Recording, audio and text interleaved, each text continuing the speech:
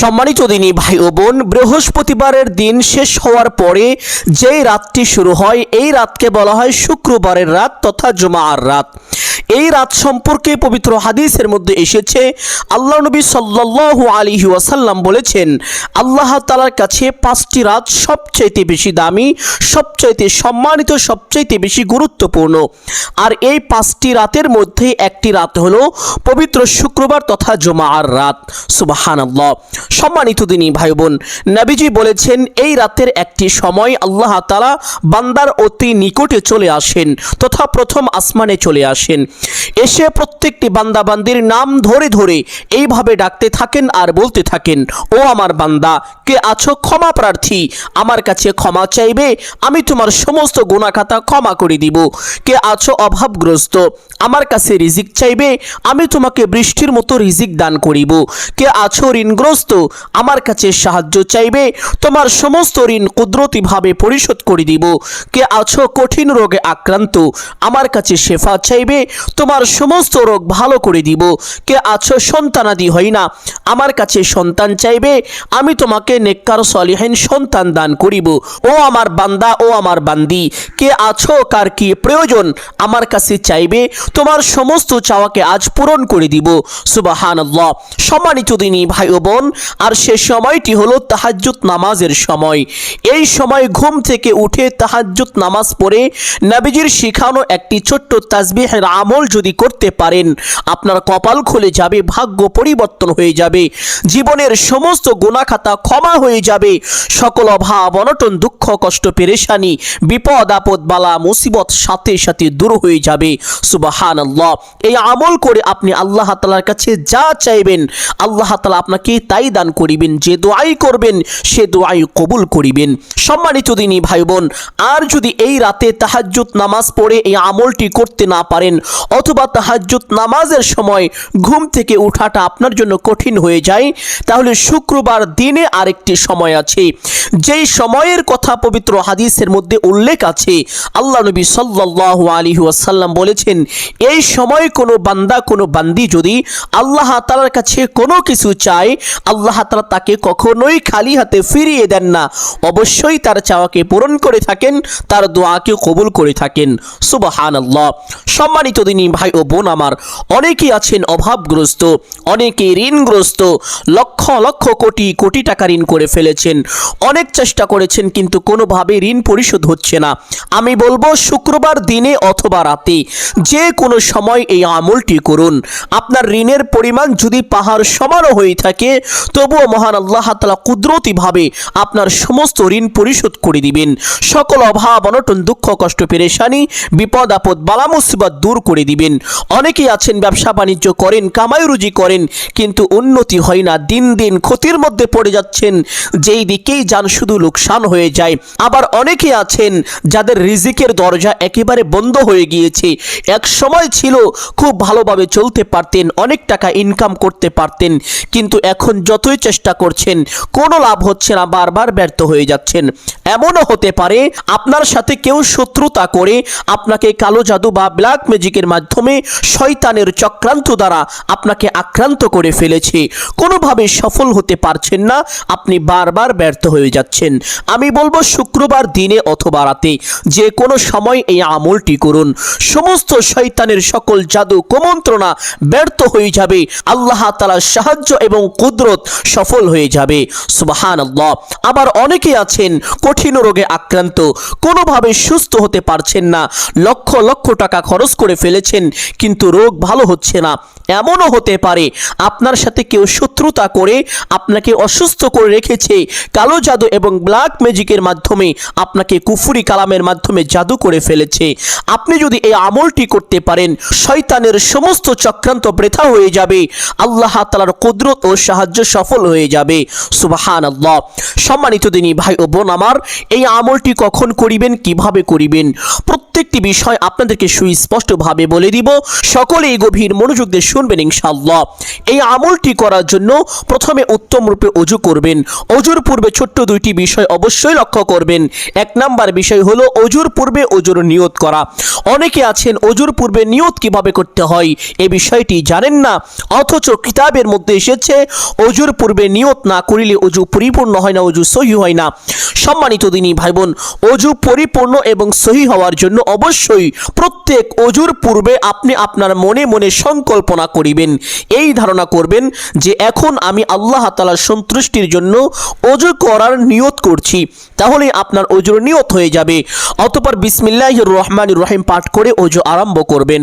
কোন ইমাম বলেছেন ওযুর শুরুতে বিসমিল্লাহির রহমানির রহিম পাঠ না করিলে তার ওযু হয় না। এই জন্য সম্মানিত দিনী ভাই বোন, অবশ্যই ওযুর শুরুতে একবার বিসমিল্লাহির রহমানির রহিম পাঠ করে ওযু আরম্ভ করিবেন। ওযুর প্রত্যেকটি অঙ্গ প্রত্যঙ্গ গভীর মনোযোগ সহকারে ধৌত করবেন। এক কথায় সুন্নত তরিকায় ওযু করবেন। যদি সুন্নত তরিকায় ওযু করতে পারেন তাহলে বিশেষ দুইটি পুরস্কার পাবেন। আল্লাহ নবী সাল্লাল্লাহু আলাইহি ওয়াসাল্লাম বলেছেন, আপনি যখন ওযু করবেন, ওযু করার সময় যে পানিগুলো ঝরে যাবে, এই ঝরে যাওয়া পানির সঙ্গে সঙ্গে আপনার গুনাহগুলোও ঝরে যাবে। সুবহানাল্লাহ। দুই নাম্বার পুরস্কার, আপনি যখন ওযু করবেন, ওযুর সময় যে অঙ্গগুলো ধৌত করবেন, এই অঙ্গগুলো দিয়ে কাল হাসরের ময়দানে নূরের ঝলকানি বের হবে, যা দেখে আল্লাহ নবী সাল্লাল্লাহু আলাইহি ওয়াসাল্লাম কাল হাসরের ময়দানে আপনাকে চিনতে পারবেন। আপনাকে চিনার পরে আল্লাহ তাআলার দরবারে নিয়ে সুপারিশ করে নিরাপদে জান্নাতে পৌঁছে দিবেন। সুবহানাল্লাহ। শুধু তাই নয়, আপনি যদি এইভাবে নিয়মিত সুন্নত তরিকায় ওযু করতে পারেন তাহলে কাল হাসরের ময়দানে নবীগণের সঙ্গে আপনার হাসর হবে। আর নবীগণের সঙ্গে যাদের হাসর হবে তার চাইতে সৌভাগ্যবান মানুষ পৃথিবীর আর কেউ হতে পারে না। সুবহানাল্লাহ। সম্মানিত দিনী ভাই বোন, এই জন্য চেষ্টা করিবেন সুন্নত তরিকায় ওযু করার জন্য। ওযু শেষ করে আপনার ডান হাতের শাহাদাত আঙ্গুলটি আসমানের দিকে সোজা করে দিয়ে একটি ছোট্ট কালিমা একবার যদি পাঠ করিতে পারেন, আল্লাহ নবী সাল্লাল্লাহু আলাইহি ওয়াসাল্লাম বলেছেন, আল্লাহ তাআলা আপনার জন্য কাল হাসরের ময়দানে জান্নাতের 8টি দরজা খুলে দিবেন। আপনি জান্নাতের যেই দরজা দিয়ে ইচ্ছে সেই দরজা দিয়ে সসম্মানে বিনা হিসাবে আল্লাহ তাআলা জান্নাতে প্রবেশ করতে পারবেন। আপনার জন্য কোনো বাধাই থাকবে না, কোনো হিসাবও নেওয়া হবে না। সুবহানাল্লাহ।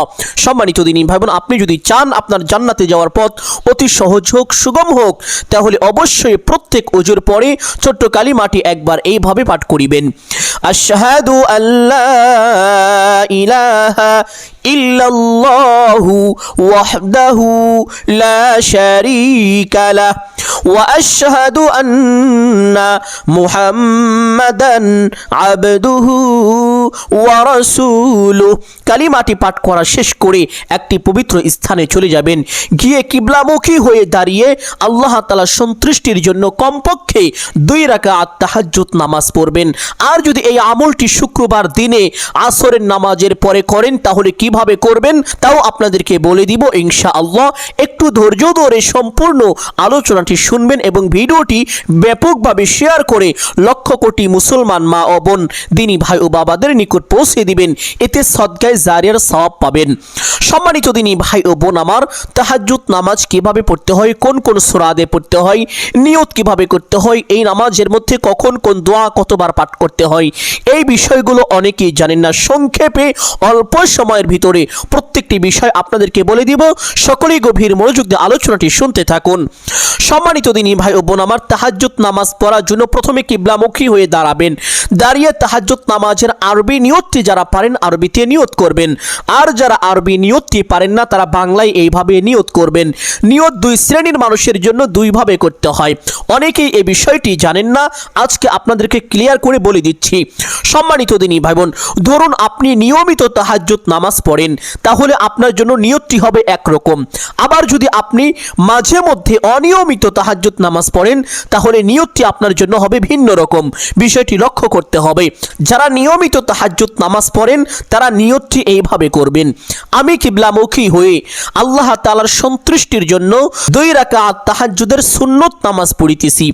আর যারা অনিয়মিত মাঝে মধ্যে মন চাইলে তাহাজ্জুদ নামাজ পড়েন আবার না চাইলে না পড়েন, তারা নিয়তটি এইভাবে করবেন, আমি কিবলামুখী হয়ে আল্লাহ তাআলার সন্তুষ্টির জন্য 2 রাকাত তাহাজ্জুদের নফল নামাজ পড়িতেছি। যারা নিয়মিত পড়েন তাদের জন্য এই নামাজ সুন্নত হয়ে যায়, কারণ আল্লাহ নবী সাল্লাল্লাহু আলাইহি ওয়াসাল্লাম এই নামাজ নিয়মিত পড়তেন, কখনোই এই নামাজ ছাড়তেন না।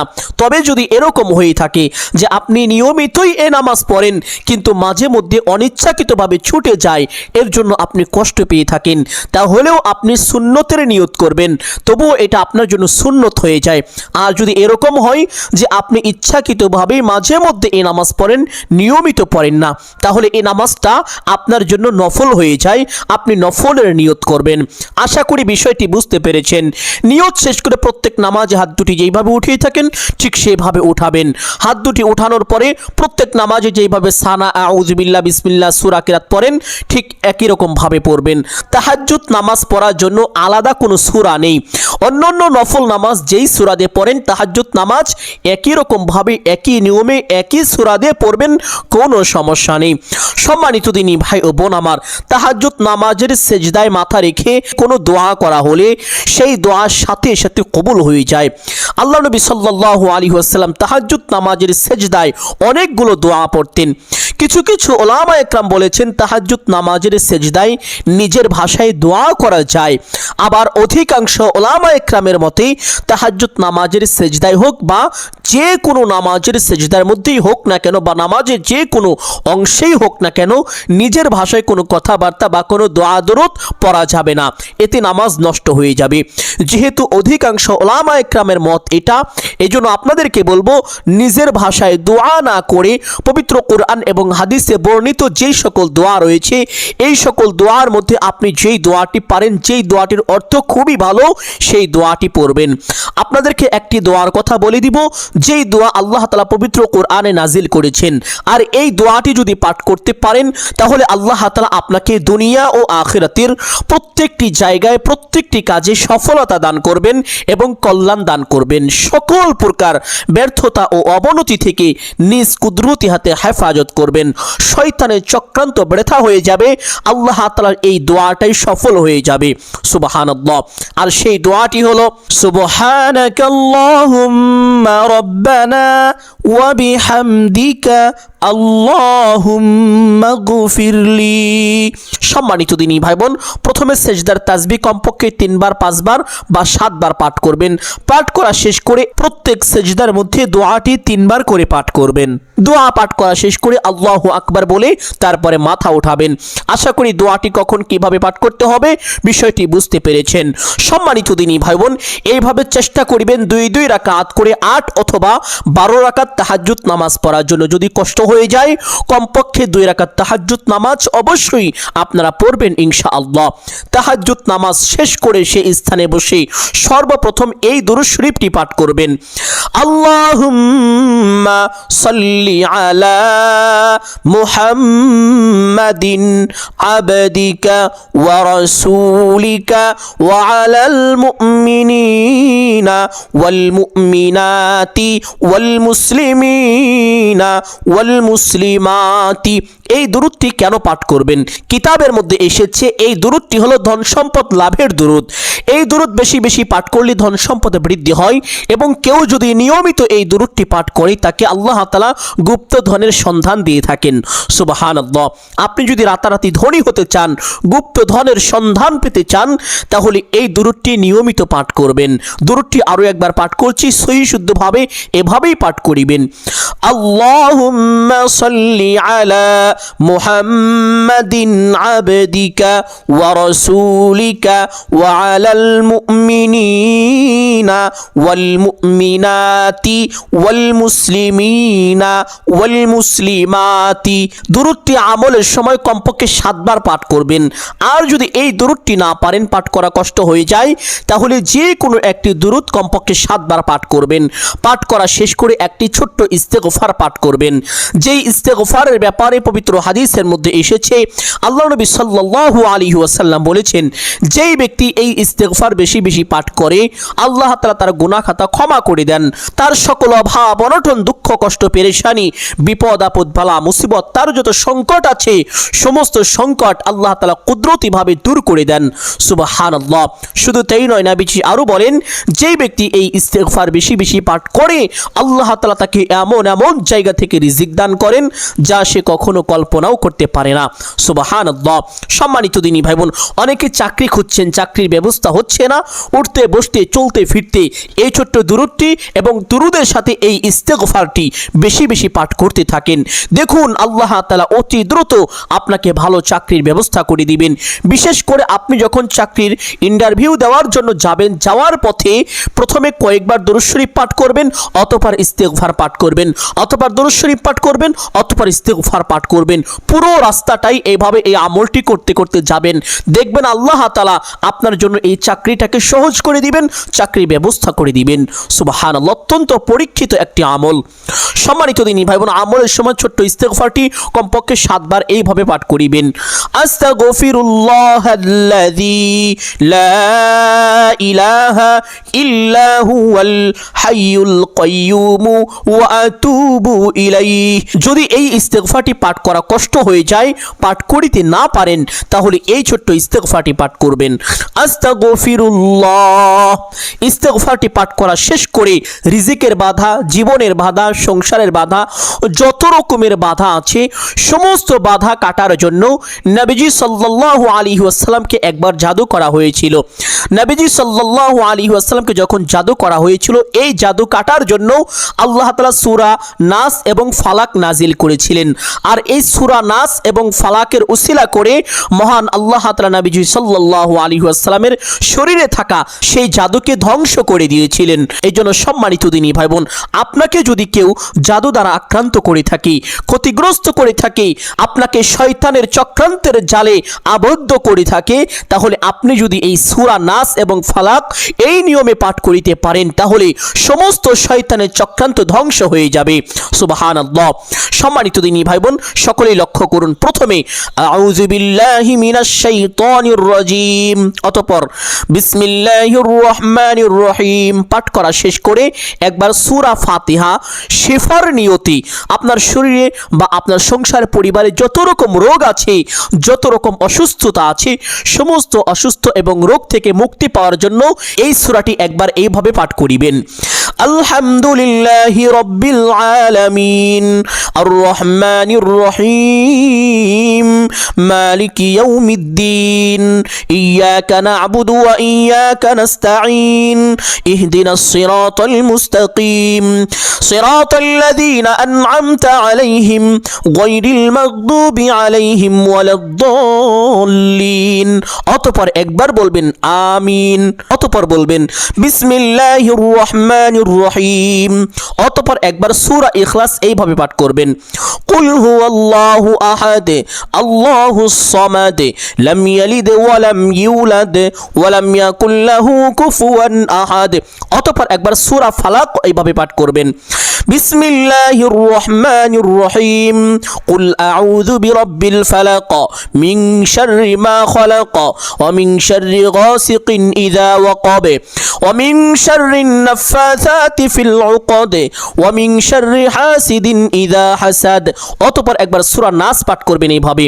বিসমিল্লাহির রহমানির রহিম কুল আউযু বিরাব্বিন নাস মালিকিন নাস ইলাহিন নাস মিন শাররিল ওয়াসওয়াসিল খান্নাস আল্লাযী ইউওয়াসউিসু ফি সুদুরিন নাস মিনাল জিন্নাতি ওয়ান নাস।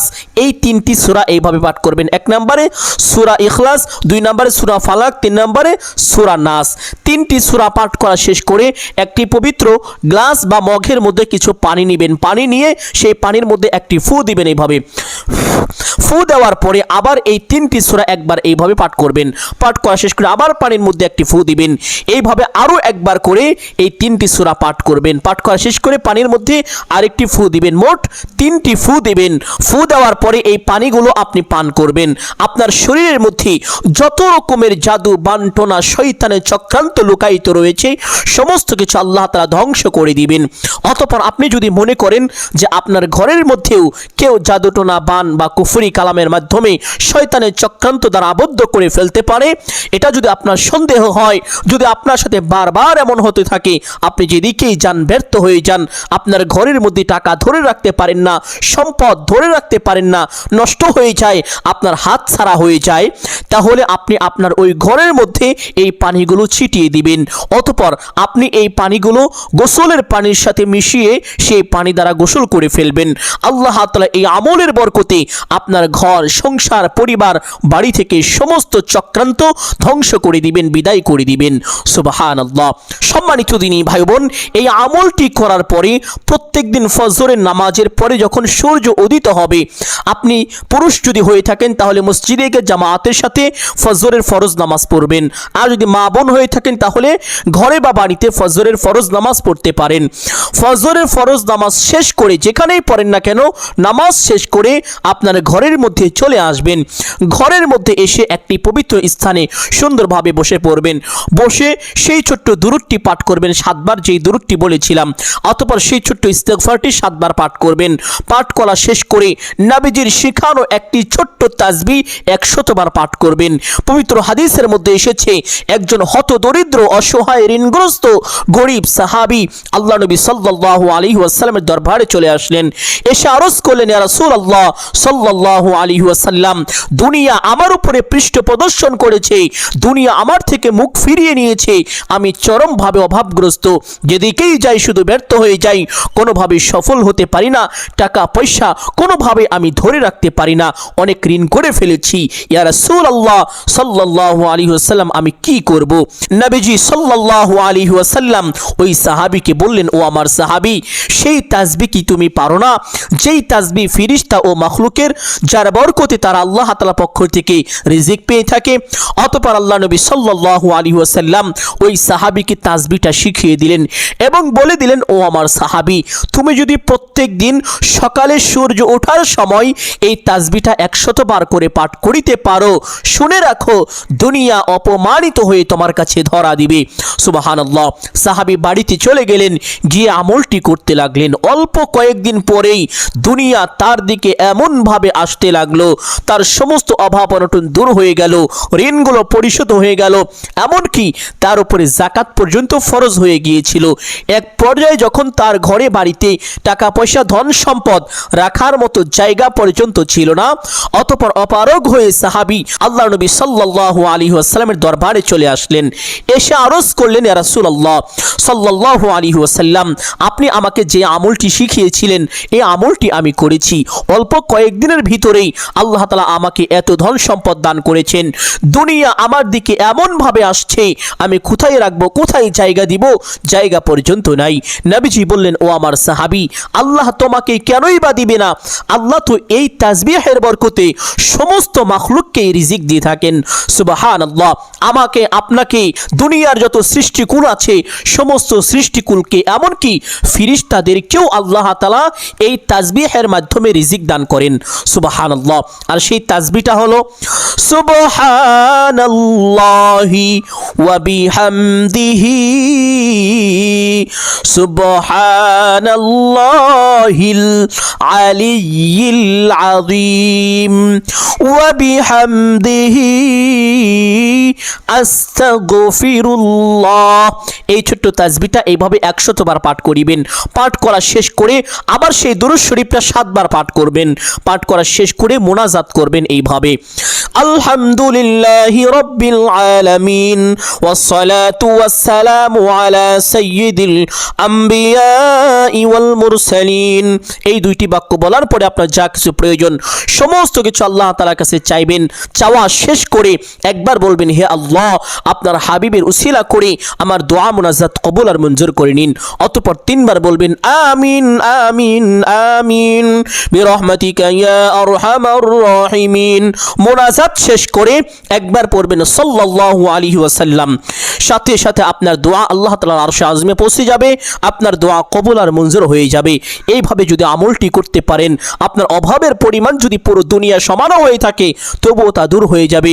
ঋণের পরিমাণ যদি পাহাড় সমানও হয়ে থাকে তবুও তা পরিশোধ হয়ে যাবে।